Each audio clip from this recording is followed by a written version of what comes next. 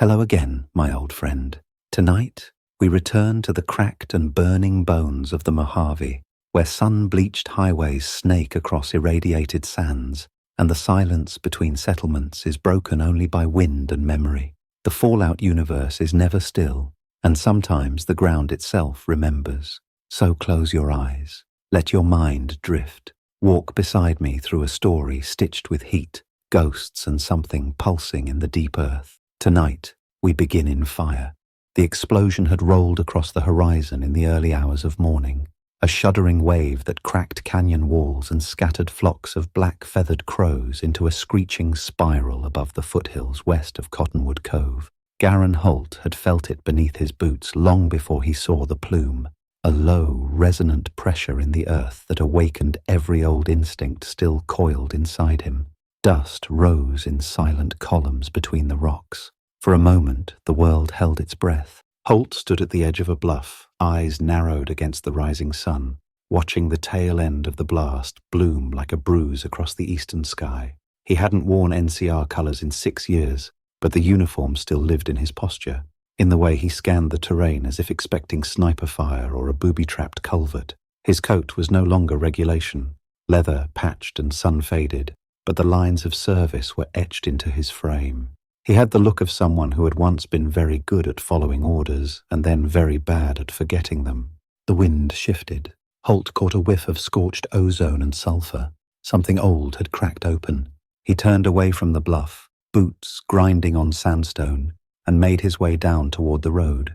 The old NCR outpost near Sloan was half buried in dust and memory, a skeleton of chain link and rusted signage, but it still served as a waypoint for travelers and rumor. Holt found the outpost kitchen just coming to life, the smell of 2-day beans and Brahmin grease curling into the air. Inside, a familiar voice rasped from the corner, sharp and incredulous. "You felt that too, didn't you, Garin? Don't give me that look." The voice belonged to Lannis Cale, a former field medic turned unofficial fixer of things and people the NCR preferred to forget. She wore a faded medical vest over a vault blue tunic, sleeves rolled high to reveal half-healed burns along her arms. Years in the field had carved lines into her face and drawn a permanent squint around her eyes, but they lit with something fierce when Holt dropped into the chair opposite her. "It wasn't natural," she continued, not waiting for his answer. "Not a gas pocket, not a mineshaft collapse. Too deep, too wide." "Vault 34, Holt said, his voice low and without ceremony. Lannis blinked once, twice, then she pushed her tin mug across the table. "That's what I thought. Something's disturbed it. Seismic charges, maybe. More controlled than a quake. You know who used to work with subterranean ordnance like that?" He didn't answer. He didn't need to. "Brotherhood," she said, voice thick with bitterness. "Or what's left of them. The rogue cell that split off near Black Mountain 2 winters back. They've been sniffing around the area, looking for something that'll put them back on the map. Vault 34. The name tasted like copper in Holt's mouth, a vault that should have remained sealed beneath miles of rock and waterlogged ruin. He'd led the first recovery mission inside its outer sectors years ago, when he still wore the NCR star, before command had decided it wasn't worth the caps to contain the radiation, before he'd lost his squad to rooms filled with choking green mist and the glowing remnants of what had once been people, before he'd clawed his way back to the surface, half dead and screaming. Now it was open again. Lannis saw the shift in his expression. Her voice softened just slightly. "Garin, you don't have to go back. NCR isn't sending anyone.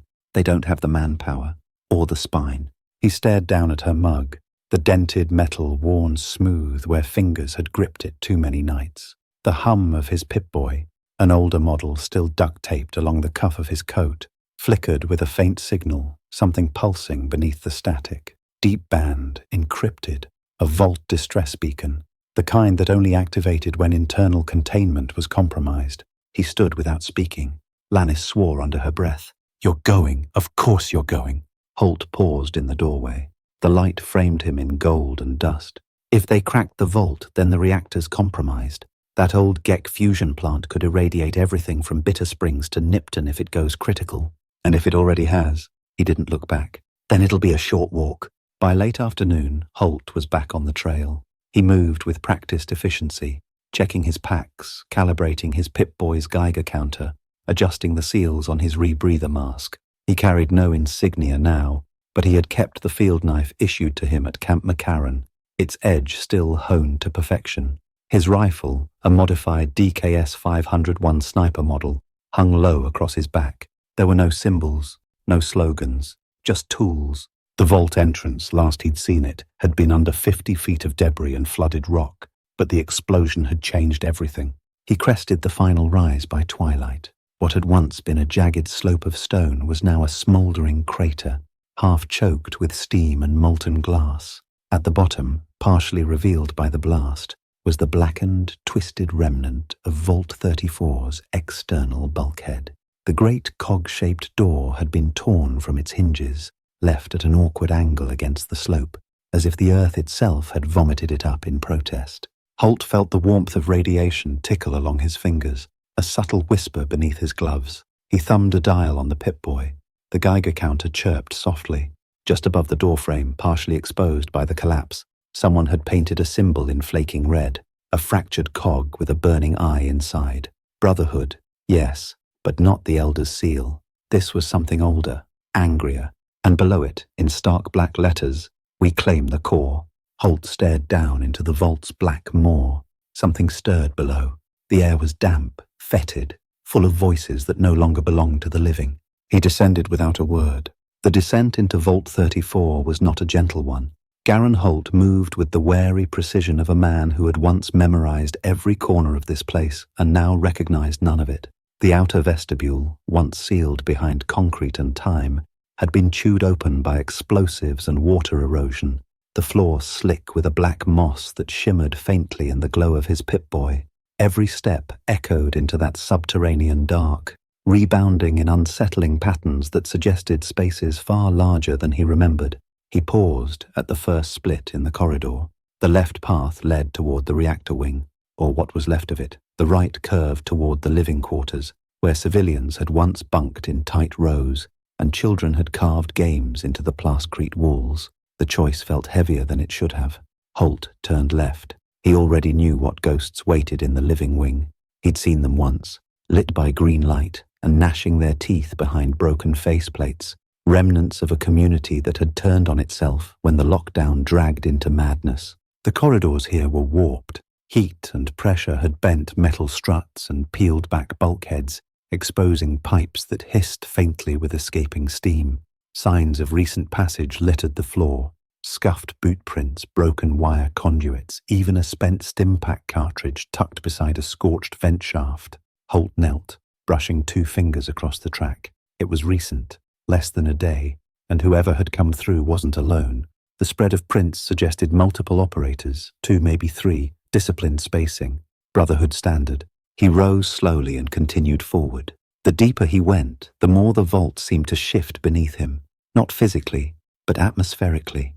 The walls felt closer than they should be, like the structure itself was exhaling in slow, fetid drafts. Once pristine white tiles were streaked with moss and residue.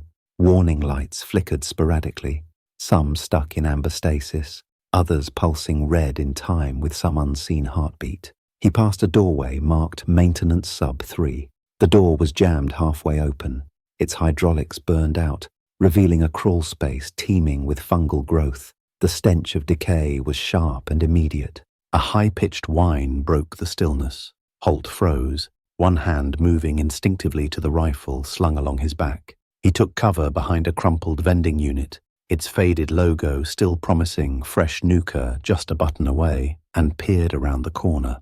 The noise resolved into a flickering holotape projector, partially crushed under debris but still operational. He stepped closer, noting the rusted metal loop used to secure it to a uniform belt. It had been torn loose violently.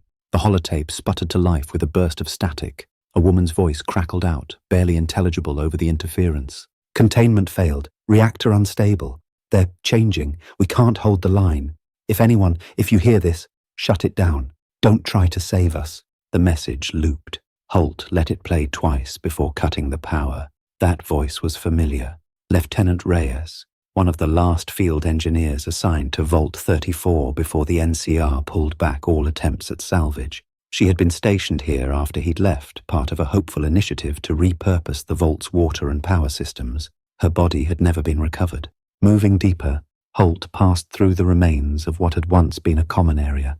Children's toys lay scattered and melted into the floor, their plastic faces half erased by time and heat. The walls were tagged with symbols, brotherhood glyphs hastily scratched over older, stranger markings. One in particular caught his eye, a spiral of concentric rings centered around a jagged, upward-pointing arrow.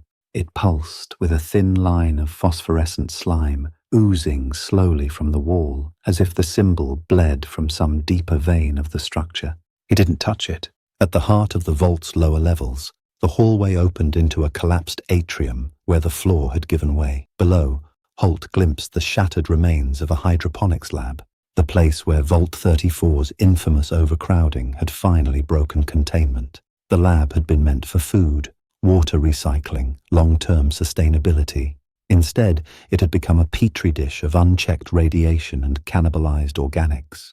Now thick vines the width of human torsos snaked across the exposed support beams, flowering with twitching luminous pods. A sound echoed up from the depths. Not mechanical, not human. A wet rasp followed by a dragging scrape. Holt dropped to a crouch, rifle leveled, eyes scanning the lower level. Movement between the vines. Shadows, shapes. One stepped into the flickering half-light. It was humanoid, but barely. Hairless, skin blackened and cracked like baked mud. Its eyes pure white, pupilless. It wore what might once have been a vault suit, now torn and melted to the body. Its jaw hung too wide, and when it exhaled, Holt could hear a faint whisper beneath the breath. Breaker! The word wasn't spoken so much as breathed into the bones of the vault. Holt fired once, a clean shot through the skull, but the thing barely flinched. Only when the second round shattered its spine did it finally drop, convulsing in silence as the vines absorbed it into their roots. His rifle hissed with heat. Holt didn't wait to see what else stirred. He moved quickly across the beam line, leaping the final gap and landing hard on the opposite catwalk. From here, he could see the outer doors to the reactor wing. They had been recently accessed.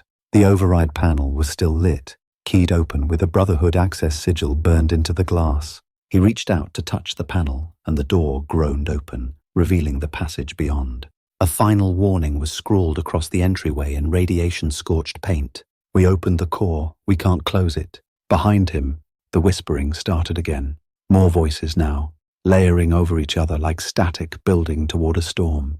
It took Garen Holt 2 days to climb back out of Vault 34. 2 days of silence, broken only by the low hissing of rad steam leaks and the distant shuffle of things that should not have still been alive. When he reached the surface again, the Mojave sun felt like judgment, pouring over him in searing waves as if trying to burn clean whatever filth the vault had clung to his skin. He didn't speak, not when he returned to Sloan, not when the prospectors tried to wave him down with talk of missing patrols. Not even when he passed through Camp Forlorn Hope's checkpoint and was stopped by a pair of NCR rangers who didn't recognize him anymore.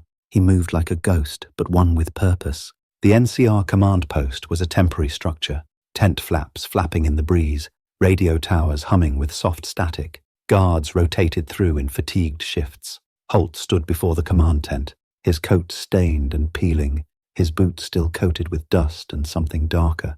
The guards shifted uncertainly. His face, though unfamiliar, carried something in its bearing that made them hesitate before questioning him. He pushed open the flap and stepped inside. Colonel Haskins looked up from a stack of field reports.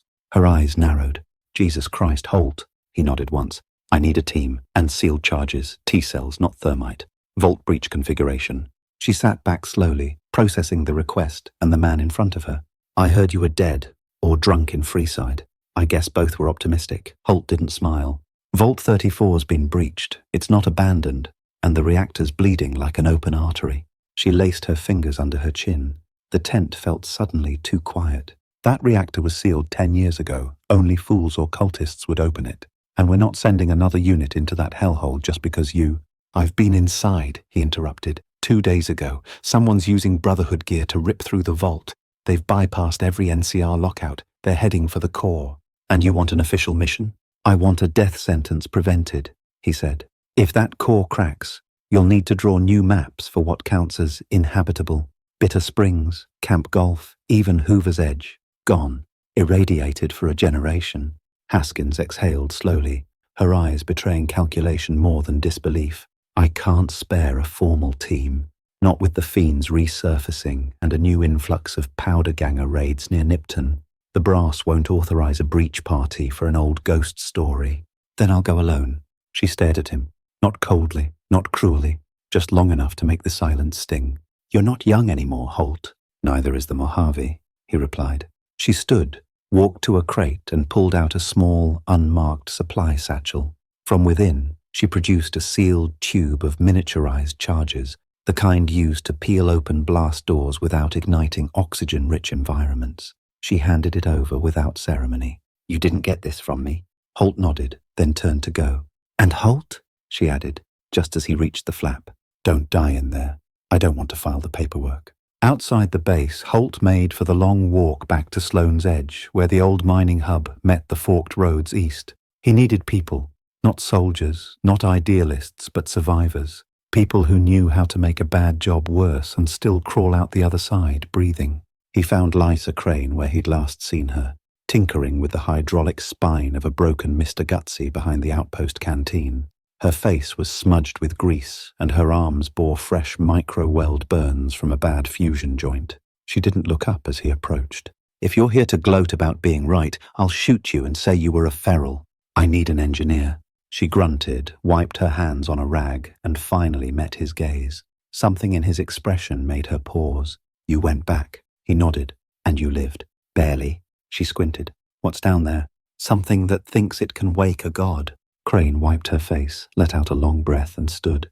All right, I'll pack. The second recruit was trickier. Jonah was a super mutant who had wandered into the Mojave 5 years prior, carrying a stained copy of the Followers of the Apocalypse Field Journal and a sack full of pre-war poetry anthologies. He'd lived alone in the cliffs above Black Rock Cave, refusing to join either Marcus's Unity or the outcast Nightkin in the hills.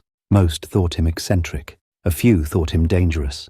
But Crane swore he had a better grasp of radiation pattern resonance than any pre-war technician she'd ever met.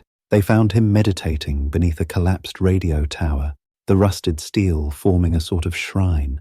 He opened one eye as they approached and smiled with his massive, tusk-split mouth. I dreamed of you, he said to Holt. Twice dead, walking the bones of fire. Holt exchanged a glance with Crane. I'm building a breach team. Jonah nodded. I know. I saw the door open. You'll come? The mutant stood, stretching to his full, towering height. His knuckles scraped the ceiling of the collapsed shelter. I've been waiting for something worth dying for. The last member came to them by accident. At an old rail crossing near Novak, they were ambushed by a trio of raiders in salvaged power armor. Holt dropped 2 with clean headshots, but the third had them pinned behind a wrecked Brahmin cart until a bolt-action rifle spoke from the dunes above. The last raider fell with a hole through his helmet the size of a fist. The shooter emerged from cover, a wiry figure in a patched duster and a dust scarf drawn tight over her mouth. When she removed it, her face was marked by the familiar tattoos of Brotherhood dissenters, black lines across the cheekbones, a jagged X over the right eye. She introduced herself as Maria. I was with them, she said quietly, the ones who cracked the vault. I left when I saw what they planned to do. And what was that? Holt asked. To wake the core, she said. To make the Mojave pure again. Jonah murmured softly behind him. The cult of the core father. Holt looked into her eyes and saw no lie there, only exhaustion and something like remorse. You know the layout? He asked. Better than you do. He nodded once. Then welcome to the team. Together they made camp near the ridge overlooking the smouldering mouth of Vault 34. The sun dipped behind the mountains, casting long shadows across the earth. 4 figures, gathered by firelight. No heroes, just broken pieces of the Mojave, called back to the place where everything had once gone wrong. And below them, something ancient stirred. By the time the breach team descended into Vault 34, the sun was rising behind them, casting long shadows that stretched across the scorched Mojave like fingers grasping toward the past. The upper vault threshold yawned before them, jagged, scorched, and still leaking faint wisps of chemical steam from ruptured coolant pipes. Birds no longer flew near it. Insects gave the place a wide berth. Even the dust seemed reluctant to settle too close. It wasn't just radiation that repelled life here. It was something deeper, older, and unseen. Holt led them in, his rifle shouldered and a lamp affixed to his shoulder pad illuminating the way forward. Behind him moved Crane, her toolkit clipped tight and a portable diagnostic slate humming in her gloved hands. Maria brought up the rear, quiet as a shadow, her eyes scanning every surface with the paranoid diligence of someone expecting betrayal at every corner. Jonah entered last, ducking to clear the ruined vault door, his massive frame moving with unexpected grace. The air inside was thicker than it had been during Holt's first descent. Moisture clung to every surface, and a sickly warmth radiated from the walls. It felt as if the vault were alive, pulsing with some faint metabolic heat. Lights flickered overhead, some burned out, others stuttering in agonized loops. The lower levels still groaned with occasional structural shifts, the metal moaning as though the weight of the years pressed down harder now that the vault had been disturbed. Seismic instability increasing, Crane muttered as her slate pinged. Someone blew the western substructure completely. This place won't hold for long. Then we don't waste time, Holt replied, already pushing forward into the first service corridor. The team moved with silent coordination, passing through rusted checkpoints and long-decayed communal spaces. The remnants of civilian life lingered, dinner trays turned to fossil, skeletal remains locked in corners as though their owners had crawled there to die in peace. The vault's inner sanctum had become a tomb. When they reached the secondary hub, a wide, half-collapsed room once used for recreational purposes, they encountered their first resistance. Something was waiting in the dark. Jonah halted, his nose flaring. "Movement," he said quietly, "and something else, rot and copper, blood too old to bleed." Holt raised his rifle, signaling silence. The lights here had failed entirely, forcing them to rely on their own illumination. As they fanned out, Crane swept her beam across the far side of the room and froze. A humanoid figure stood between two ruined vending machines. At first glance, it seemed inert, just another corpse, but as the light passed over its face, it blinked. Not a ghoul, not entirely. Its skin was blotched with flaking green scales, and the muscle beneath twitched with irregular spasms. Eyes too wide, too reflective. It didn't hiss, it didn't speak, it simply charged. Holt fired first, but the round barely slowed it. Maria was quicker, side-arming a pulse mine from her belt that exploded beneath the creature's feet, stunning it long enough for Jonah to bring his sledgehammer down in a single thunderous arc. The thing collapsed in a wet heap, bones crunching beneath its mutated flesh. They all waited, breath held, but nothing else stirred. "Radiation twisted," Crane said, stepping closer, her device humming with elevated readings. "Some hybrid strain. This wasn't a surface ghoul. This thing was made here." "Makes sense," Maria murmured. "The Brotherhood was experimenting with controlled rad exposure down here, trying to engineer resistance thresholds. Looks like it went too far." Jonah knelt beside the corpse. His expression was unreadable, but his voice was low and sad. "They speak to something. I hear it too, but quieter now."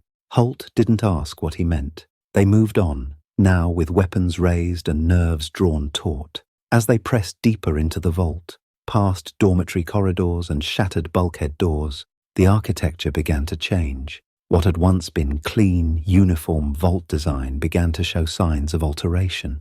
Walls had been carved with symbols, concentric spirals, branching tree-like patterns, symbols that bore no resemblance to any known language but radiated meaning nonetheless. At one intersection, Jonah paused again. "This wasn't made by the survivors," he said, tracing one carving with a clawed finger.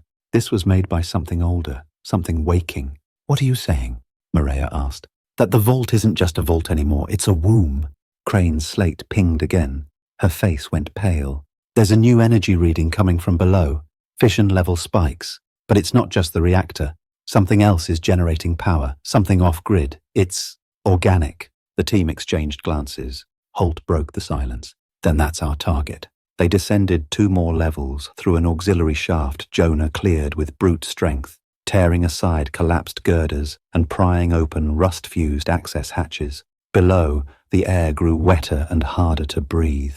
Crane adjusted their filters manually, overriding the built-in safety thresholds. They were in the underbelly now, beyond the original blueprints. Whatever this part of the vault had become, it wasn't designed by humans. The final chamber of the day's march opened without warning. A dome-shaped space, its walls pulsating faintly with a bioluminescent sheen, as though the vault's metal had grown skin and veins. A shallow pool of irradiated fluid rippled at the center, its surface reflecting writhing forms beneath. Suspended above the pool, half embedded in a cradle of growth, was a human figure, female, vault suit still mostly intact. Her eyes flickered open as they entered. "Welcome back," she whispered. The voice was Reyes, Lieutenant Reyes, or something wearing her voice. She hung there like an offering, suspended in an unnatural lattice of cords and root-like cables that pulsed with a slow, sickly light. The flesh on her face was sallow, her cheeks hollowed by something more than starvation, but her eyes were bright, too bright. They shimmered with a faint glow, like a pair of rad lamps submerged beneath water. Garen Holt took an unconscious step forward before instinct pulled him to a halt.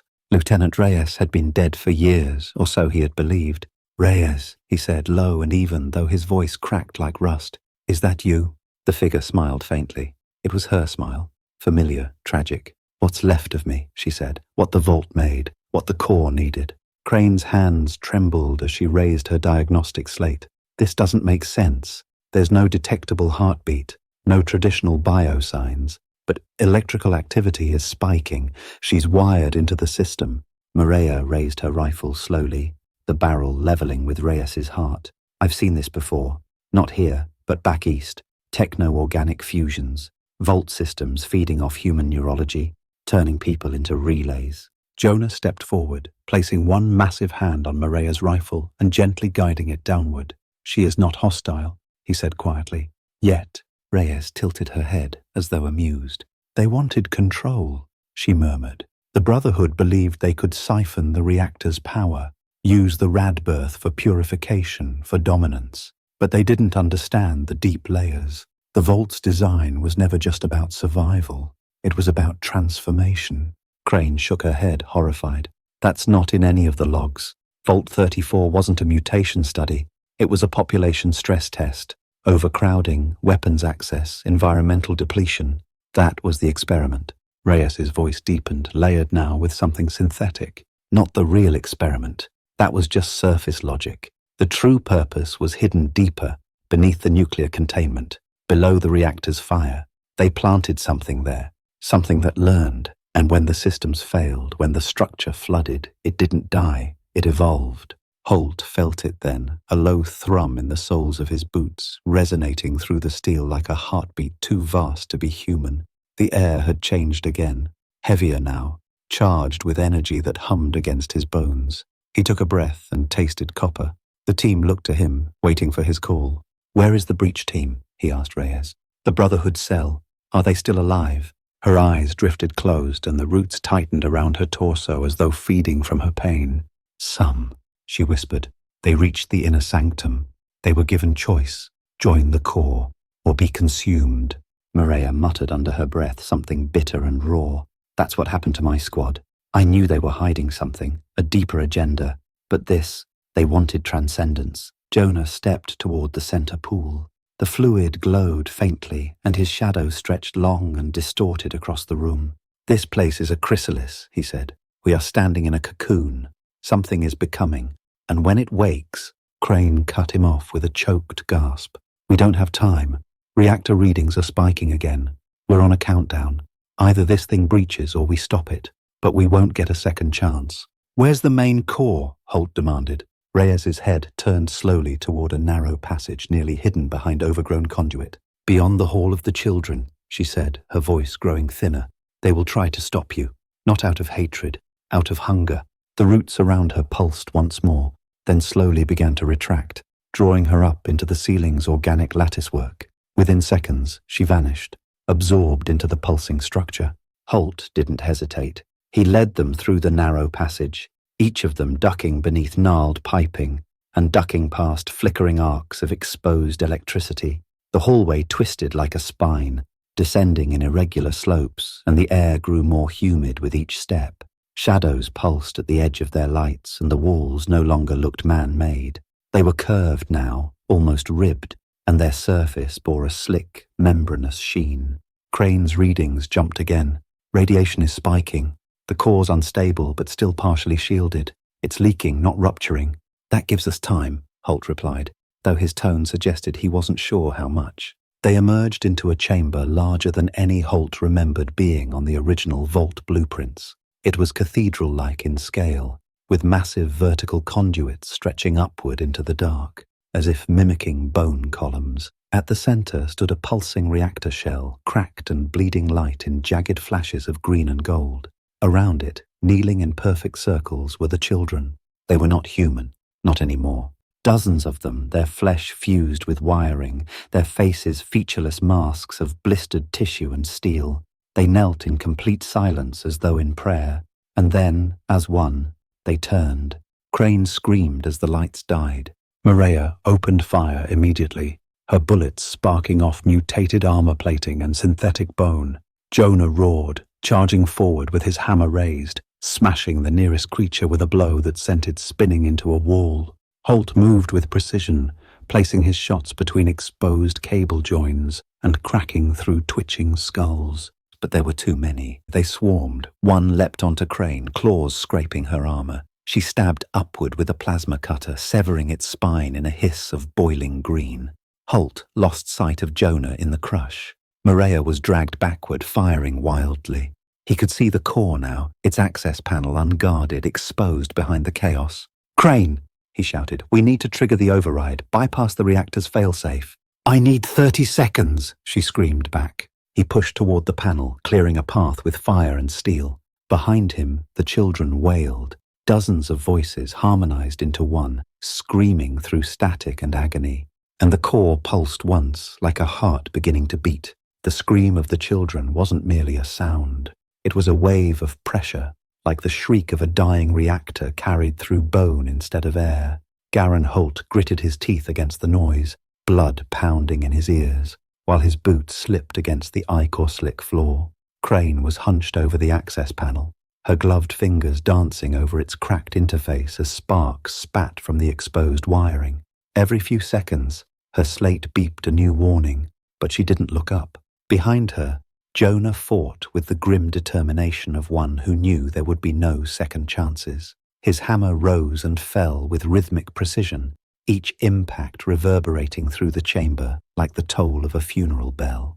The children threw themselves at him in waves, their limbs twitching erratically, mouths open but voiceless now that the collective cry had passed. They were strong, inhumanly so, but uncoordinated, as if their minds were half sunk in another frequency. Maria had vanished into the melee. Holt caught flashes of her rifle's muzzle, the stuttered hiss of suppressive fire, the glint of her blade carving through the dark. Her figure moved like a ghost between the fallen, never pausing long enough to be pinned. She was buying them time, just enough to finish the job. "Talk to me," Holt growled, crouching beside Crane and laying down covering fire toward an advancing cluster of children that moved on jointless limbs like animated scaffolding. Crane didn't look away from her work. Her voice was calm, but her breath came fast. "I've overridden the security seal. I'm inside the diagnostic shell, but the core isn't responding to shutdown protocols. It's rerouting power faster than I can cut it." "Manual vent?" She nodded. "That'll initiate an emergency purge, lower the chamber pressure enough to stabilize, but what?" She hesitated. "It will have to be done from inside the shielding ring. Direct interface. Radiation levels will spike past fatal in under 2 minutes." Holt didn't reply, not with words. He rose, slung his rifle across his back, and moved. "Don't you dare!" Crane shouted after him. "That's suicide, Holt!" He didn't look back. There wasn't time for speeches. Instead, he crossed the killing floor, weaving between the remains of fallen children, stepping over ruptured reactor conduits that spat glowing mist in erratic bursts. His Geiger counter chirped faster with every step. By the time he reached the core, it had become a solid whine, high-pitched and insistent. He pushed through the last layers of shielding, a decontamination veil shredded by years of entropy, and entered the heart of the vault. It was not what he expected. The reactor room was almost beautiful. The cracked fusion cylinder pulsed with color, bleeding hues of impossible green and amber across the curved walls, which now resembled the interior of a vast breathing organism. The veins of the vault, the cables and coolant lines, throbbed in time with that pulse, stretching in and out like lungs taking air. In the center stood the final console, its surface slick with moisture, its interface covered in script that pulsed in real time with the core's frequency. Holt placed one hand on the panel. It was warm, too warm.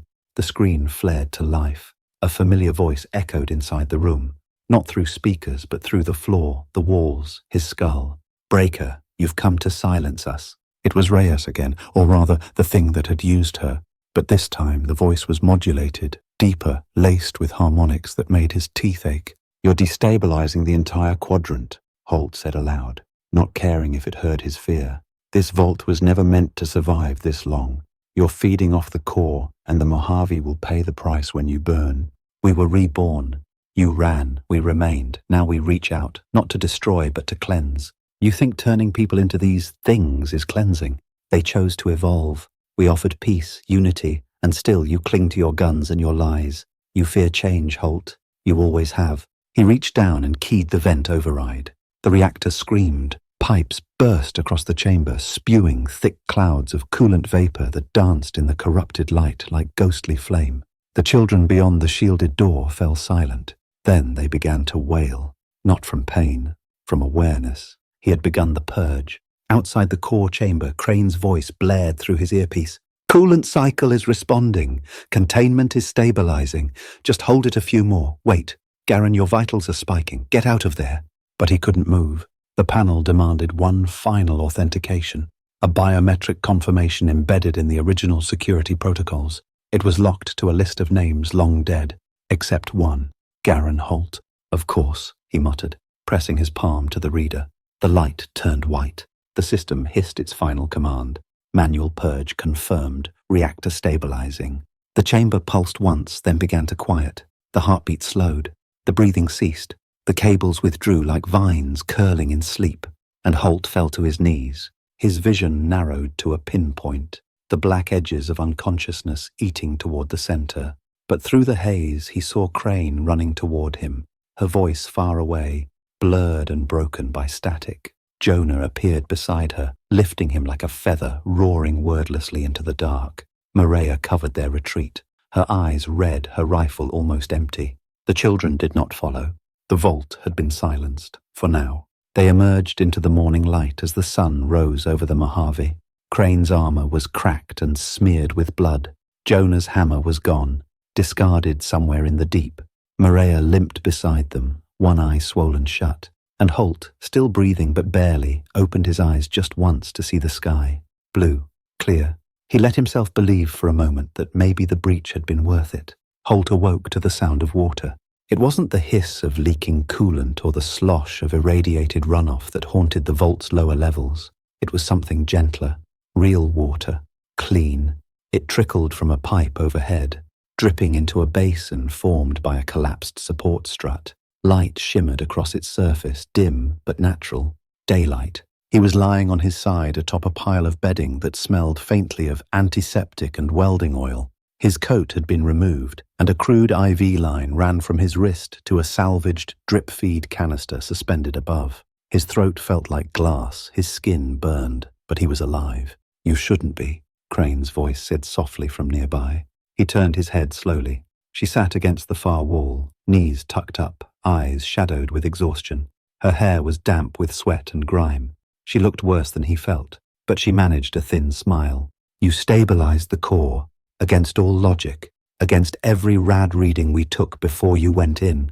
He tried to speak, but his voice broke on the first attempt. Crane stood, crossing the room with a canteen, easing him up enough to drink. Water had never tasted like this before, like something stolen back from death. Jonah entered behind her, ducking to clear the doorway. His armor was scorched, dented, and splattered with dried ichor. He carried Maria over one shoulder like she weighed nothing. She was unconscious, blood caked around a bandage on her thigh, but she breathed. "We're not safe yet," Jonah rumbled, laying her gently on a blanket near Holt. "Whatever you silenced, it wasn't the only voice in that vault." Crane looked at him sharply. "The core stabilized. It's sealed. The readings haven't spiked since the purge." Jonah nodded slowly. "Yes, the core quieted, but beneath it, deeper still, I heard something move, something that didn't want light." Holt coughed hard, the motion seizing his ribs. Sublayers, he rasped. Unmapped, below the core. Reactor was just the heart. What's under it is the marrow. Crane paled. We don't have clearance, no floor plans. Vault-Tec didn't list anything beneath level 9. They lied, Jonah said simply. They always lie. The group rested for an hour more. Holt forced himself upright with Maria's help when she finally stirred, her voice reduced to a whisper but her will unshaken. We kill it, she said simply. Whatever's still down there, we finish it, or it finishes us. No one argued. The descent began anew, this time through a maintenance shaft Crane located behind a partially collapsed server room. The shaft dropped sharply, deeper than any part of the vault they'd previously mapped. As they climbed down the narrow ladder, the temperature changed. It didn't rise, it fell, sharp, cutting cold that bit at the fingers and crawled through their armor. Frost rimmed the metal, glinting like crystal veins under their headlamps. The shaft opened into a chamber unlike anything Vault 34 was meant to contain. It was massive and wrong. The architecture no longer bore the clean utilitarian lines of vault construction. Instead, the walls curved organically, constructed of a dark composite that pulsed faintly when touched. Symbols were etched into every surface, layered glyphs carved over one another in a mad scrawl of meanings lost to reason. The air smelled sterile, too sterile, like something that had never known decay, like something new, still forming. Jonah knelt beside a broken machine near the entrance. This wasn't built by the vault dwellers, it was buried beneath them. Crane moved slowly toward a console half swallowed by the floor. Tech's pre-war, but it's integrated with something else, something post-human. The OS is still alive, but barely. It's fragmented. I think, she hesitated, voice lowering to a whisper, I think this is what was meant to wake after the reactor died. Not a person, not a machine, a convergence. Holt moved to her side. Can it be stopped? Crane didn't answer right away. Her fingers hovered over the interface, the screen flickering with unintelligible code and slowly forming language. Welcome, Overseer. The system pulsed across the monitor. It had recognized Holt's biometrics. He stepped forward. Run status check. The screen went black for a moment. Then 4 words appeared. Incubation cycle, in progress. Crane looked at him, horror dawning on her face. The vault wasn't just a test site, it was a seed bank, a breeding chamber. Not for people, for something else. And the cycle is almost complete. Jonah rose, turning toward the far wall where a tunnel branched off into pure darkness. They didn't build this for survival. They built it to gestate. Maria was already moving toward the tunnel. We go in, we finish it. No more purges, no more waiting. The tunnel swallowed their light. The walls became flesh-like, slick and warm, pulsating with life. They could hear movement ahead, wet, dragging movement that never paused, never staggered. Holt's rifle hummed in his grip. Jonah took the lead, hammer raised, eyes forward. Crane's light flickered. Then they saw it, the hollow core. A massive chamber, spherical in shape and suspended at its center. The embryonic form of something that had once been human but had become so much more. It floated in a cradle of cables, limbs twisted into semi-organic machinery. A face half-formed as if still deciding what expression it would wear when it finally awoke. Holt didn't hesitate. He raised his rifle and fired. The bullet struck the shell and was absorbed. The thing opened its eyes, and the vault began to scream. The scream wasn't sound, it wasn't vibration or echo or any noise that could be measured. It was sensation, pure and unfiltered, a crawling in the marrow, a grinding of teeth behind the eyes. The embryonic form at the center of the hollow core didn't move in any traditional sense. It simply existed louder, its presence amplifying until the chamber itself trembled with the weight of its awareness. Jonah took a step back, his enormous hands trembling at his sides. Even he wasn't immune. Maria dropped to one knee, clutching the side of her head, her breath coming in short, sharp gasps. Crane staggered into Holt, her shoulder slamming into his, jarring his aim. His rifle wavered, then steadied, but the creature in the shell was no longer still. It unfurled. Limbs that had been curled in fetal silence unfolded in a fluid, nightmarish motion. They were not human limbs. They were jointless, semi-transparent things, organic filaments laced with metal. As they moved, sparks danced across their length, and the temperature in the chamber plummeted even further. Frost formed instantly on their weapons, on their masks. Crane's fingers went numb on the console she tried to steady against. The hollow core turned toward them, slowly, deliberately, and then a voice cut through the scream. "Hold fire!" Everyone froze, even the creature pausing mid-motion. A new figure stepped into the chamber from the shadows of the access tunnel, flanked by two others clad in tattered Brotherhood robes. The lead man was older, gaunt, his hair silver and closely cropped. His armor was scorched but intact, marked with the insignia of a lost Brotherhood order, one Holt hadn't seen since the Helios 1 purge. "Identify yourself," Holt barked. The man held up a hand, not as a threat, but as a scholar before an altar. "Knight Commander Elaric, Eastern Detachment. We came to this vault not to destroy it, but to liberate its purpose." Morea's voice was venom. "You're the ones who cracked the outer seal. You brought this back. You murdered your own." Elaric didn't deny it. They lacked vision. Vault 34 was no ordinary shelter. Vault Tech planted this place atop a convergence site, an energy seam buried by tectonic fault. The core isn't a reactor. It's a chrysalis for evolution, and you have awakened it. Crane stepped forward, rage sharpening her voice. "You don't get it. This isn't ascension. It's collapse. The thing you're trying to liberate is absorbing every radiation signature in the subgrid. It's feeding. It will consume everything. Biosigns, circuits, thoughts. It doesn't want allies. It wants to become the Mojave." Elaric smiled faintly. "And what is the Mojave now if not broken? This is not death. This is renewal." He turned toward the hollow core and dropped to one knee. "We are ready." And the creature moved. Not fast, not violent, just inevitable. One of Elaric's escorts twitched once, then convulsed. His helmet exploded outward as tendrils from the hollow core lanced across the chamber, piercing him in 6 places. He didn't scream. He didn't even have time. He simply ceased to be. The second acolyte turned to run and was caught mid-step, lifted into the air and unraveled like thread from a spool. Elaric never moved. As the tendrils approached him, he reached out with one hand and smiled. The hollow core paused. It studied him. Holt took the opening. "Crane, Protocol Black, scramble the auxiliary failsafe." She didn't hesitate. Her fingers flew across the interface. "Overriding, now!" But something fought back. The console sparked, its display shifting to red. A new signal pulsed through the floor. "It's rerouting," Crane shouted. "It's linked to Alaric's biosignature. He's the key now." Jonah stepped forward, a dark calm descending over him, then removed the key. Morea turned her rifle toward Elaric. He didn't resist. He looked at Holt. "Remember this, Ranger. You could have evolved."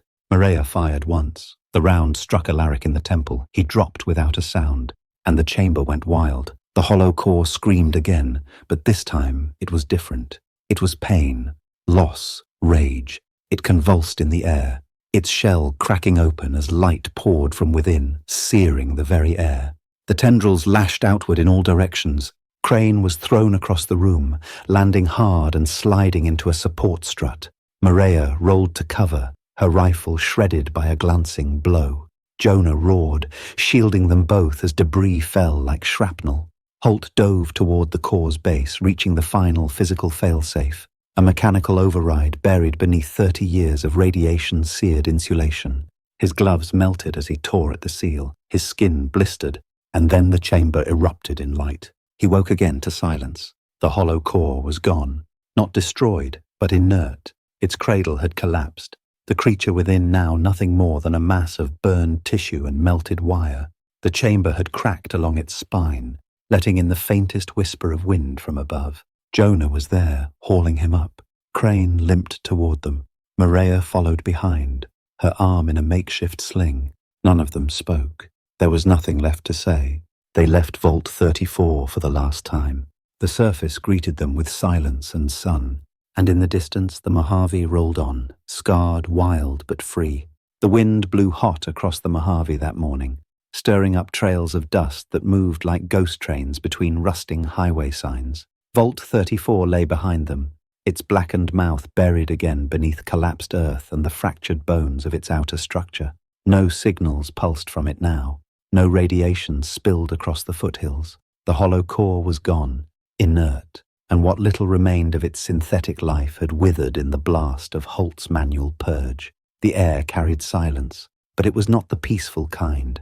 It was the silence that follows trauma, a world holding its breath. The breach team camped that night near a derelict ranger outpost that hadn't flown an NCR flag in over a decade. Its roof was half caved in, and wild dogs had long since made off with anything edible. But the stone walls still stood, and the interior was just clean enough to keep out the worst of the dust. They laid their gear out on old canvas, started a low fire, and sat in a circle without speaking. The heat of the day lingered, and the stars above were sharp and cruel. Crane was the first to break the quiet. She sat with her legs stretched out, her slate recharging beside her, a crude splint taped to her ribs where Jonah had helped bind the fracture. Alaric said they were waiting for evolution, she muttered, her voice low, that the Vault's real purpose was to create something beyond human. He really believed it. Maria shifted, adjusting the sling on her arm. Her face was bruised, her hair caked with dried sweat and coolant residue. He wasn't entirely wrong, she said. Vault Tech ran dozens of projects we still don't understand. Ones not even the Brotherhood's deepest archives can explain. The hollow core. It wasn't some fluke of radiation and time. It was designed, sculpted. Someone wanted it to become exactly what it did. Jonah was seated on an overturned supply crate, his hands wrapped around a cracked mug of water. He hadn't spoken in hours. When he did, it was with the quiet certainty of someone speaking a truth long held. It wasn't meant for this age, he said. The creature, the vault, the experiment. They were seeds for a time after the war, after civilization fell, a rebirth through decay, but the world didn't die the way they expected. We're still here, stubborn, damaged, but living. Holt nodded. He sat with his back to the wall, his coat slung over his shoulders like a second skin. His left hand was bandaged to the elbow, the burns still raw beneath the layers. He stared into the fire for a long moment, then finally spoke. They underestimated what radiation does to the soul. Crane glanced at him, brow furrowed. You think that thing had a soul? I think it had memory, Holt said. Not its own. Ours. Reyes's voice. The Vault Dwellers' screams. All the people who died down there. It wasn't just using their bodies. It was using their pain. Maria closed her eyes. That's what Alaric wanted. Immortality through absorption, eternal life through loss. No, Jonah said, shaking his head. He didn't want to live forever. He wanted to stop being human. That silence returned. Not hollow, heavy, real. The fire cracked. Ash rose into the air like snow in reverse. Eventually, Crane shifted again, leaning toward her diagnostic slate. I took samples, she said, from the chamber before we left. Spore traces, residual energy readings, the architecture schematics. If there's anything left of the Vault's deeper systems, I want to study them. Holt gave her a sidelong glance. You sure that's wise? I'm not planning to rebuild it, she said. But someone will come looking eventually. Raiders, scavengers. The Brotherhood's not dead. And if they find any trace of what we left behind, I want to be able to warn people. Maria nodded slowly. We need to take the data east. The followers maybe, or the hidden network near Zion. People who'll bury it instead of sell it. Jonah chuckled softly. Or they'll start their own cult. No one laughed. Holt looked up at the stars. Somewhere out there the strip was still blinking. Freeside was still starving. The dam still stood. And people were still trying to figure out how to rebuild the world with the shattered bones of the old one. He wondered how many of them knew just how deep those old bones ran. How many monsters had been left sleeping in steel tombs across the wastes. I'm going to find Reyes's family, he said. If they're still alive, I'll tell them what happened. Crane's gaze dropped. What will you tell them? That she didn't die screaming, Holt answered. That she died trying to stop something no one should have had to face. And that was truth enough. The next morning they broke camp. Jonah headed west toward Jacobstown, where peaceful minds and colder climates waited. Maria vanished into the hills near Novak, promising to deliver the vault data to people who would bury it deeper than even Vault Tech could dig. Crane left with the caravan route, hitching a ride north toward Old Mormon Fort, slate in hand, eyes already scanning for anomalies. Holt walked alone. He passed through the edge of Camp Forlorn Hope by nightfall, his face obscured by dust and time. No one recognized him. No one asked. He liked it that way. When he finally reached the ridge overlooking Vault 34, he stood in silence. The earth had begun to reclaim the place. Dust had settled into its scars. Plants too stubborn to die were growing through cracks in the metal. He didn't say anything. He didn't need to. He turned, walked. and disappeared into the Mojave. The Mojave was vast again. Time softened its edges, but it never dulled the heat. A sky the color of tarnished copper stretched overhead as Garin Holt crossed an old trade path winding east of the 188 trading post. The road was nothing more than a suggestion now, a trail of scorched wheel ruts and sun-bleached bones, leading from one half-buried ruin to the next. His steps were steady, though slower than they once had been. The desert had a way of reminding a man what he'd sacrificed to survive it. He traveled alone. That was no longer loneliness. It was rhythm, a pace set by the dry crunch of his boots, the soft rattle of the wind, the distant yelp of coyotes hunting in the twilight. It was all part of the same quiet. The vault had changed him, not just the burns or the cough that crept in when the nights grew cold. It had reshaped the way he moved through the world, more deliberate now, more patient. Each horizon was a story waiting to end badly unless someone was stubborn enough to write something better. In the weeks since the hollow core had been silenced, Holt had become a kind of rumor. Caravanners spoke of a scarred man with a deathclaw tooth around his neck, walking from ruin to ruin, asking about the past. Survivors of lost vaults, families of old engineers, names half remembered from clipped NCR dispatches. He carried no badge, no official orders, only questions and memories. He found what remained of Reyes's kin near Caliente, tucked behind a ridge where irrigation still brought life to an orchard of twisted pear trees. Her sister was older now, face cracked like dry earth, but her eyes were the same, sharpened by grief, softened by time. Holt didn't offer condolences. He gave her a datapad. On it were Reyes's last logs, recovered from the wreckage of the vault's engineering wing. "She stayed when everyone else ran," Holt said, his voice brittle. "She kept the fail-safes intact. She gave us the warning that saved the region." The woman listened, hands trembling as she scrolled. She didn't weep. She simply said, "Thank you," and turned back to her orchard. That was enough. Holt drifted west next, drawn not by coordinates but by instinct. Something about Vault 34 refused to leave him. Its silence had weight. Even with the hollow core gone, there remained a sense of unfinished business, like a story that had been written in fire but never read aloud. He dreamed of it sometimes, walls breathing like lungs, voices calling from the pipes, a heartbeat below his own.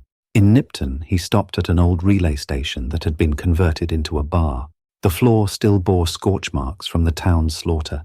Legion banners had long been torn down, replaced by crude murals of fire and ash. Inside, survivors passed through like ghosts, their faces lined with stories they didn't dare share. Holt drank slowly. The bartender, a wiry woman with one silver eye, asked him if he was passing through or looking for something. He didn't answer, but he listened. And in that bar, beneath the smell of whiskey and gun oil, he heard a name that made the fire stir again. Vault 60, a place thought sealed. Another failed experiment, west of the divide, beyond even where most NCR patrols dared to go.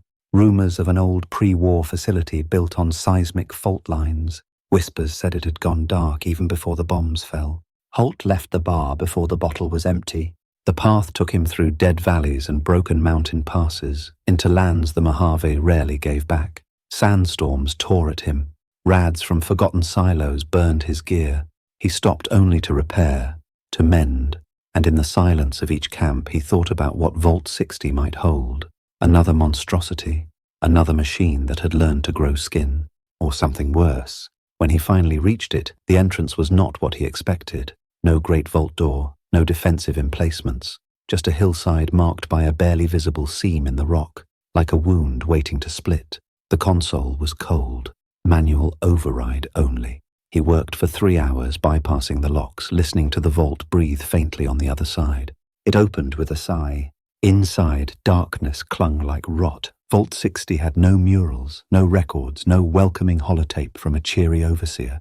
The air was cold, dry, hollow. He moved deeper, light slicing through corridors where dust had settled in drifts a foot high. Everything looked untouched but not abandoned, like someone had cleaned before they left. He passed sealed rooms with labels like containment wing and liminal exposure. The windows had been blacked out with spray, the doors welded. What little power remained flickered through emergency systems, casting light in pulses like the blink of a dying eye. At the atrium, he found something worse than corpses. He found names carved into the walls, hundreds of them. No pattern, no context, just names. Some he recognized: soldiers, scientists, civilians from other vaults, names from the Brotherhood scrolls, names from tombstones in Nipton, Sloan, even Novak, names no one should have remembered. Except Vault 60 had remembered them all. He reached the central terminal and found it still active. A message looped over and over, left by someone simply called the Curator. It said only this: we were tasked not with survival but with retention.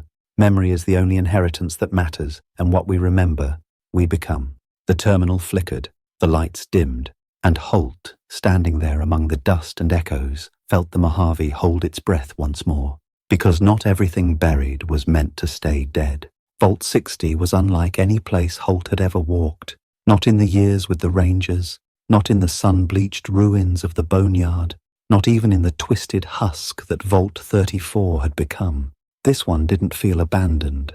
It felt observed. Each corridor was too pristine, as if someone still dusted the consoles.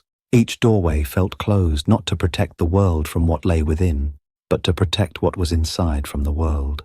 That subtle inversion gnawed at him, crawling along his spine like a whispered breath. He moved carefully through the data wing, passing through biometric locks that should not have accepted his credentials. They did. The vault responded to his presence with the familiarity of a place that had expected him. Consoles came to life without prompting. Lights flickered on in his path and off again behind him. It was quiet, yes, but it wasn't dead. He reached the main archive chamber by noon.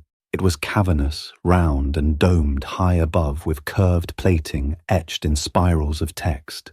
The walls were lined with stacked data drives, each slot labeled by hand. No automated system, no blinking lights, just shelves upon shelves of memory, handwritten and sorted by the obsessive hand of someone trying to categorize entropy itself. And at the center of it all was a chair, high-backed, leather, impossibly clean, and in it sat a man, or what was left of one. He wore a Vault 60 jumpsuit, faded beyond its original color, and a set of ocular implants that glowed faintly in the dim light. His skin had gone translucent in places, as though worn thin by exposure to something not made for flesh. Tubes ran from his chest into the floor. His voice came not from his mouth, but from the speakers embedded in the walls. "Welcome," he said calmly, clearly. "I was hoping you would come." Holt stepped forward slowly, rifle down but not holstered. "Who are you?" "I am the Curator," the voice replied. "The last assigned archivist of Vault 60. Overseer, witness, prisoner. Choose a term that suits you." Holt eyed the chamber. "What is this place?" "A vault of memories," the Curator said. "Not of people, of places, of events. The Mojave's trauma made manifest. Vault-Tec didn't build this one to survive the apocalypse. They built it to remember it." "Why?" The Curator chuckled softly, though his chest did not rise. "Because someone believed that forgetting the world's sins was the first step toward repeating them. So they tasked us with recording everything, from the first bomb to the last betrayal. We built memory caches, data ghosts, echoes of entire towns, and when we ran out of space, we began recording dreams." Holt frowned. "Dreams?" "The collective unconscious of the vault," the Curator said. "We harvested it, mapped it, preserved it, turned Vault 60 into the Mojave's conscience. That was our real function." The terminal near Holt blinked. Without touching it, data began to scroll across its screen. Holotape records, confessionals, distress calls, encrypted NCR logs long thought lost, images of battles, of betrayals, of children coughing blood in irradiated basements. "You were collecting everything," Holt said, eyes narrowing. "Even things that were meant to be forgotten." The Curator's voice dropped to a murmur. "Especially those." There was silence then, long and uneasy. Holt studied the man in the chair, no longer certain if he was man at all, if he'd become like the vault itself, not living, just persisting, like guilt that learned to wear skin. "Why me?" Holt asked finally. "Why open the vault now?" The walls dimmed. One of the monitors played an old NCR Ranger cam log. It showed Holt, 20 years younger, dragging 3 survivors from a collapsed school near Searchlight, coughing blood, his arm broken. He never looked at the camera, never said a word. "We've been watching you a long time," the Curator said. You don't run from the past, you carry it, you let it scar. That makes you rare. Holt took a slow breath. What do you want? The curator's voice was quieter now, more fragile. To end it. End what? This vault, he said. This archive. I can feel the corruption setting in. The data's decaying. The memory spires are collapsing under their own weight. It was never meant to last this long. The vault is rotting from the inside. Holt's gaze drifted to the ceiling, where hairline fractures split the spiraled plating like the webbing of veins. Faint moisture trickled along some of them. And if it fails on its own? It won't die cleanly, the curator said. The vault's final failsafe was memory dispersal. If the structure fails, everything gets dumped. Radio transmission, atmospheric seeding, every bite of trauma, every ghost, every scream, into the world, into whoever breathes it. Holt's stomach turned. You'd drive people mad. Yes, the curator said. Because we were mad, that was the price of remembering. Holt stepped forward. What do I do? The curator's head tilted, his breath rattling in its tubing. There's a core beneath the vault. You've seen them before, reactor-driven nerve centers. But this one doesn't power life support. It powers thought. Shut it down, and this place becomes inert. And you? I'll be gone. And the memories? The curator's voice was almost human. Some things deserve to die. Holt stood before the core 2 hours later. The descent was simple. The vault didn't fight him. No guardians. No children of the core. Just silence. And a final console, blinking softly in a chamber of white stone. He placed his hand on the interface. The vault's voice trembled, and then the Mojave forgot. The blackout wasn't immediate. When Holt initiated the final sequence, there was no great shudder, no warning klaxon. The lights didn't flicker, nor did the air change in any discernible way. It was as if the vault sighed, one long, exhausted breath after centuries of holding in its guilt. The console's lights dimmed in increments, not with urgency, but with resignation. One by one, the data drives lining the vault's archive walls powered down. Their soft pulses faded like dying fireflies, blinking out across a chamber now too vast, too empty. Holt stood in the core room, one hand still on the terminal, the other resting limply at his side. He could feel the silence settle around him, not just in the way the vault stopped humming, but in the absence of presence. No whispers behind the walls, no faint pressure of unseen eyes. The feeling of being observed, tracked, remembered. It vanished like smoke in wind. He stepped away from the console, his boots thudding softly on the grated floor. Above him, the spiraled etchings in the ceiling lost their iridescence, becoming dull steel again, meaningless without the network to interpret them. Without memory, symbols were just scratches. The curator's voice did not return. There was no final speech, no data dump, no desperate warning. He had simply ceased, like a candle burning to its base. Holt paused by the chamber's central lift, glancing once over his shoulder. The chair was still there, still upright, empty now, the tubing fallen slack. The vault would remain sealed. Its doors, once forced open by reckless ambition, would never again open without intentional hands. He rode the lift up in silence. When he reached the surface, dawn was rising over the hills to the west. That was the way of the Mojave. Sunsets bled gold, but dawns always came late, always hesitant. Holt stepped out into the chill wind, shouldering his rifle and pulling the coat tight against him. The landscape below looked the same, scrubrush, cracked soil, hollow rocks, but it felt cleaner somehow, lighter. He didn't realize what had changed until later, when he passed through the outskirts of Searchlight and found a boy standing beside a crumbling statue. The child was drawing in the dirt with a broken stem of yucca, humming to himself, a soft tune that carried faintly on the breeze. Holt slowed as he approached. "Where'd you learn that song?" he asked. The boy looked up, blinking in the morning sun. "Don't know," he said. "I just forgot I knew it." Holt watched the dirt. The drawing wasn't random. It was a circle with a line through the center, the old Vault-Tec schematic mark for radiation lockdown, a symbol that had once haunted Holt's every dream. Now it meant nothing. He moved on. Weeks passed as Holt wandered. No destination, no mission, just movement. He crossed through Nipton again, still a burned-out carcass, and up into the hills near Sloan. The quarry was active again, now under the hands of a local militia. They mined stone and traded for water, keeping low and quiet. No one asked questions. Holt bartered for supplies and traded a few maps. He left before nightfall. At Novak, he found Maria waiting in the shade of a billboard. Her sling was gone, but the scar remained. She wore her rifle low on her back and spoke less than she used to, but she smiled when she saw him. "You found it," she said. Holt didn't ask how she knew. "I shut it down," he replied. "The curator's vault is gone." "Good," she said, and meant it. They didn't reminisce. There were no congratulations. They shared a meal of stale bread and Brahmin jerky under the shadow of Dinky the dinosaur, and when the sun set, Maria gave him a holotape and said nothing more. He didn't ask what was on it. He tucked it into his coat. The next morning, she was gone. Holt didn't try to follow.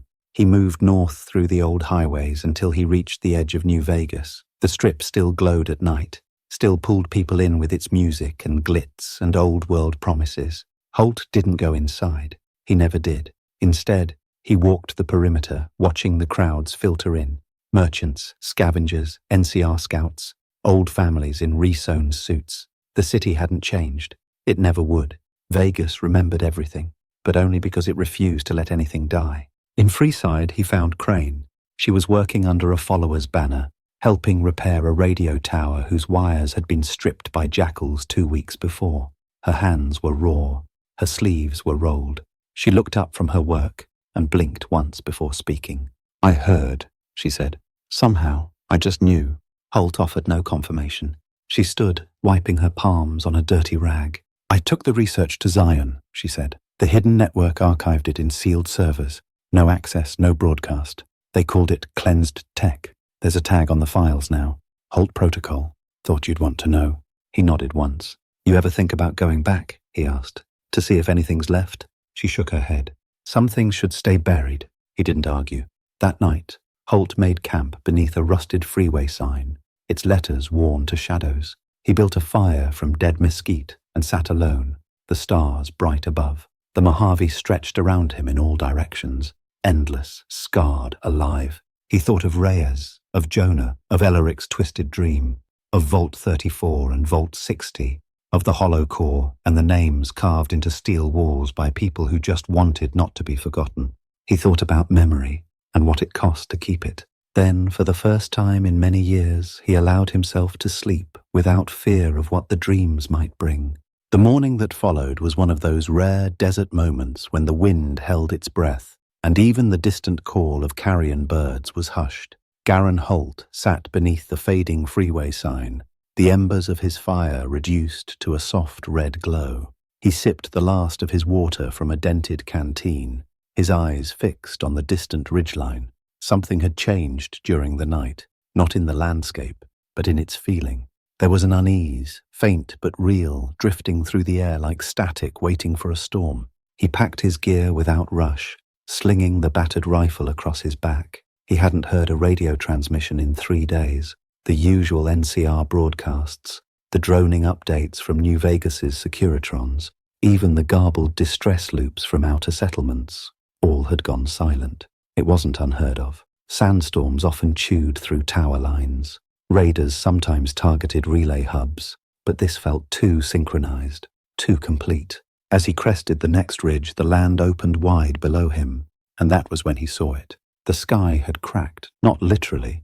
There were no meteorological anomalies, no atmospheric ruptures, but across the horizon, something shimmered in the blue, like a fault line drawn in light, a gash of distortion, barely visible unless you were looking for it.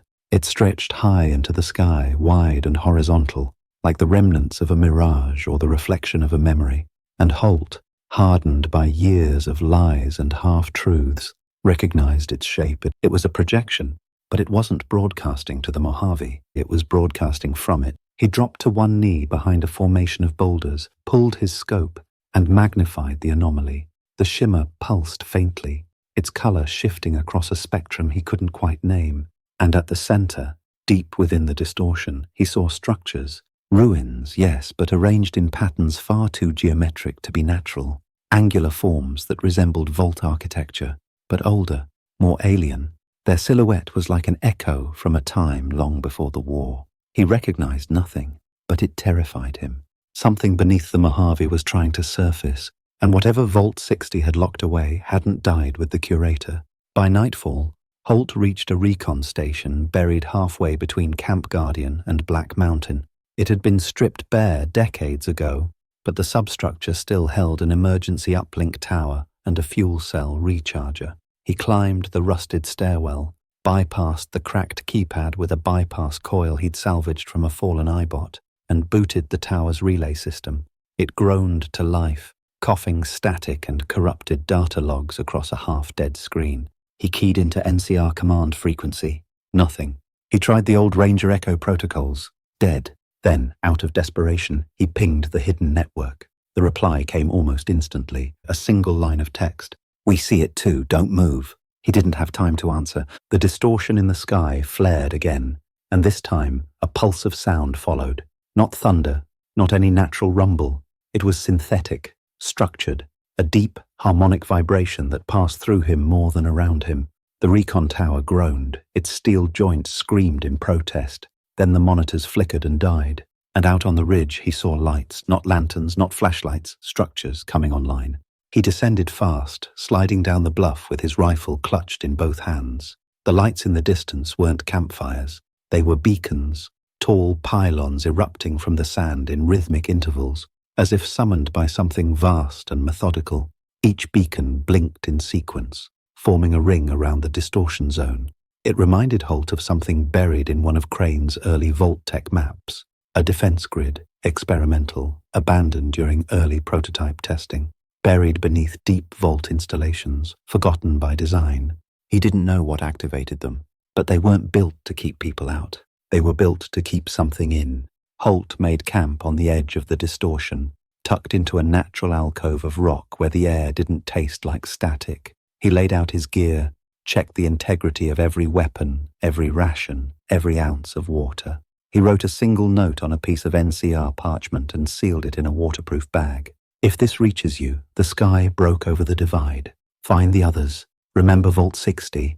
Don't follow me unless you plan to finish what we started." He strapped it to an old messenger drone and sent it west. Then he turned back toward the fault in the sky, and he walked. Crossing into the distortion was like stepping through warm glass. 1 second he was beneath the stars, surrounded by the familiar weight of Mojave night. The next, he was somewhere else. The sky above was wrong, still black but too still, like a painting held against the dome of the world.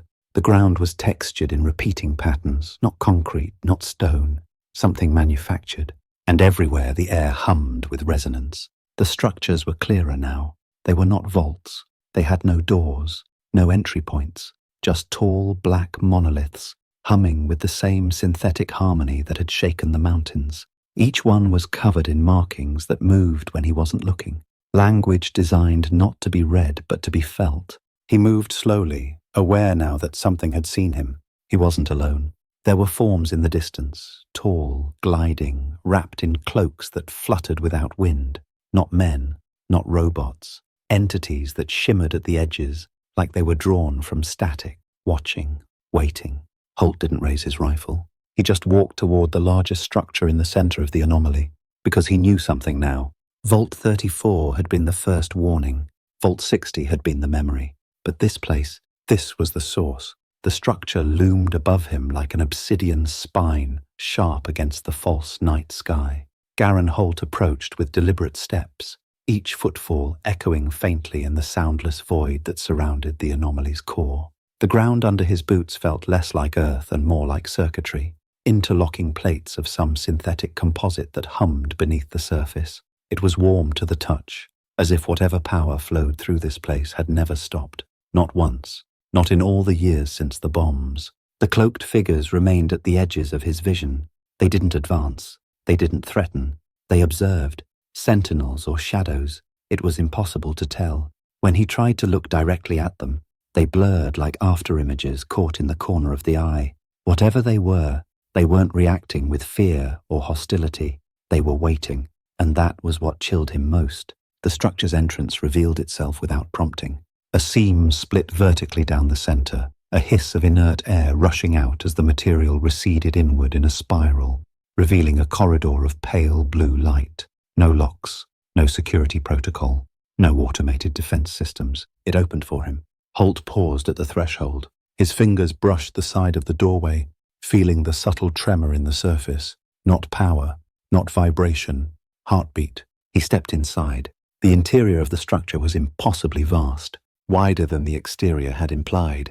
It twisted in on itself like a Mobius coil, its walls alive with shifting diagrams and alien script. There were no lights in the traditional sense, no bulbs, no fluorescence, but the space glowed.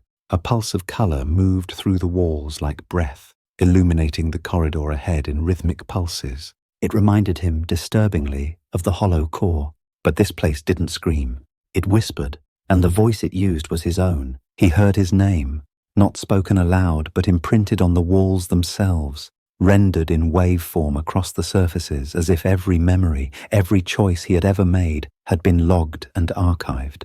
The vaults had catalogued human behavior for study. This place was cataloguing him, and the deeper he walked, the more he felt its reach extending inward, past bone, past blood, into the soft spaces where memory lived. He began to see flashes in the walls, images flickering with each footstep, Reyes staring down the reactor shaft, Jonah lifting bodies from the wreckage, Crane's slate blinking with error messages, Maria limping through gunfire, face set like stone. These weren't projections, they were replays. The structure wasn't just a machine, it was a mirror, and it wanted him to understand. The corridor led into a central chamber, a sphere suspended in negative space, walls falling away into a starless void. In the center of the chamber, floating without visible support, was the core. Not a reactor, not a bomb. Something else, something alive. It pulsed like a heart and radiated soft waves of color that seemed to bypass sight entirely and speak directly to the mind. Holt stepped forward. The hum grew louder, not menacing, not deafening, just present, absolute. He reached the console beneath the core. There were no buttons, no keys, just a touch-sensitive interface waiting for contact. When he laid his hand upon it, everything changed. The chamber vanished. He stood in the Mojave, but not as he knew it. This Mojave was intact. Buildings stood unmarred. The sky was blue without haze. There were no scorch marks on the earth, no ruins, no vaults. People moved through settlements he'd only ever seen in ruins. Places like Nipton, Hopeville, and Navarro. And at the center of it all, the Strip, New Vegas, shimmered like a beacon. But not the Vegas of Mr. House, not the shallow mimicry of pre-war opulence. This was something new, a city of light and order. People laughing, living, working. It was beautiful, and completely wrong, because none of these people remembered what came before. The air held no sorrow, the buildings no history, and Holt, standing there unseen, understood what the source wanted. It wasn't preserving the past, it was rewriting it. The projection collapsed. He returned to the chamber in a rush of light and sound. The core pulsed now with urgency, cycling through data at speeds no human eye could follow. Lines of code filled the air in radiant streams, projected from the core like rays of sun.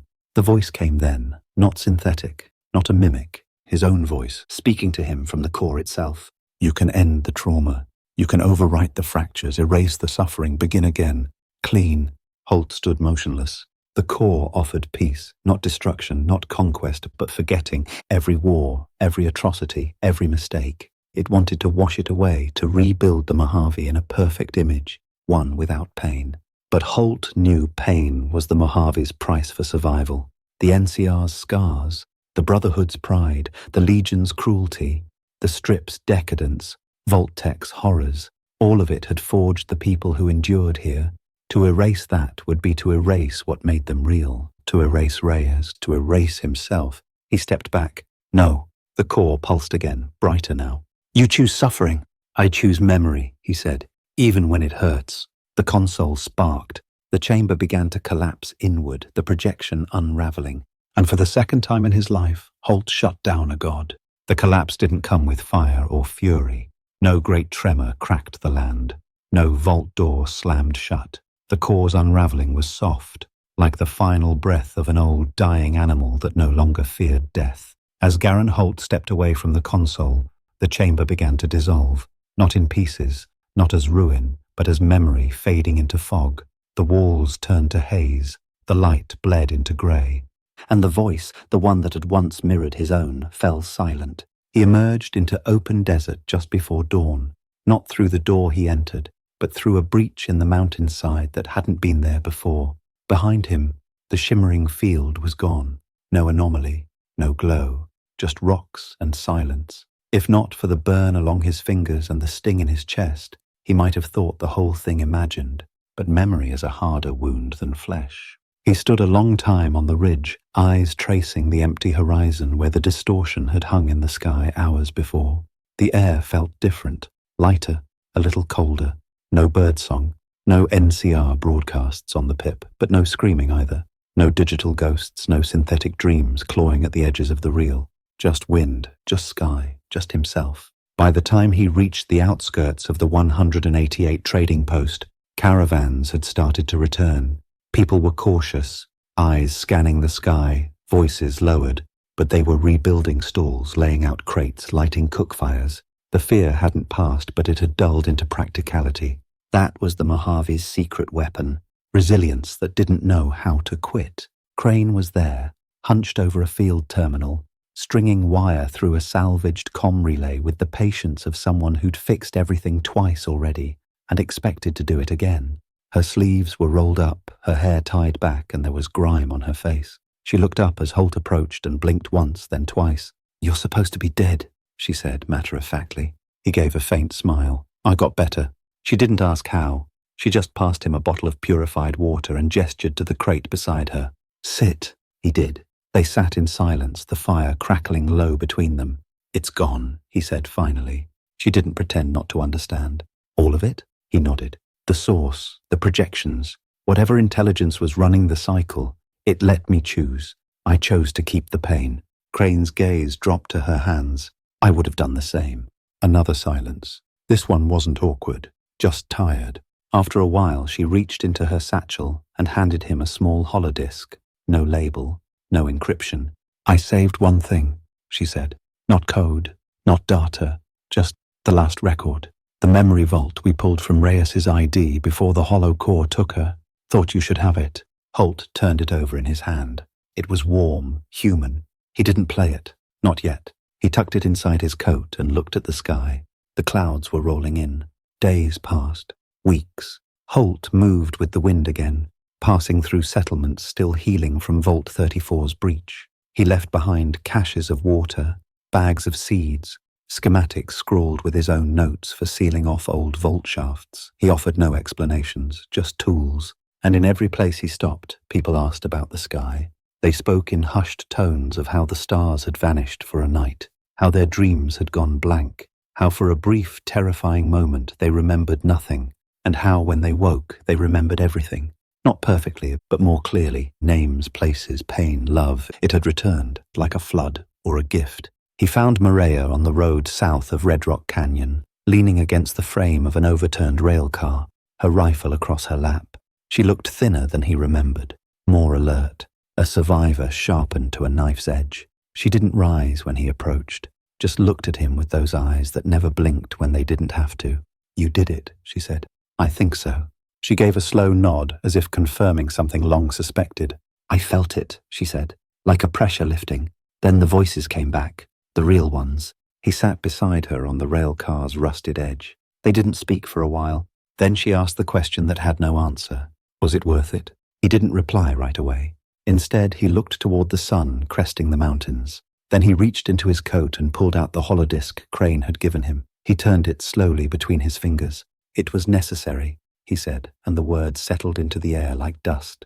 Maria didn't press further. She simply stood, adjusted the strap on her rifle and said, "There's work to do. East, south, everywhere. They'll need help." He nodded, and when she walked away, he didn't stop her. Some journeys are meant alone. That night, beneath a sky full of stars that finally felt honest, Holt lit a small fire in a canyon long abandoned. He placed the holodisc into his pip, stared into the flames, and pressed play. Reyes's voice emerged, faint and full of static. "If you're hearing this," she said, "then you made it farther than we did." A pause. "I always hoped someone would." She spoke not of science, not of experiments, just memories. A friend's laughter, a lost song from her childhood, the color of the reactor light the day it turned green for the first time. She spoke like someone trying to leave a fingerprint behind, knowing time would wash it away. When it ended, Holt sat there for a long time. The Mojave wind whispered across the stone, and somewhere deep below the sand, the last archive finally slept.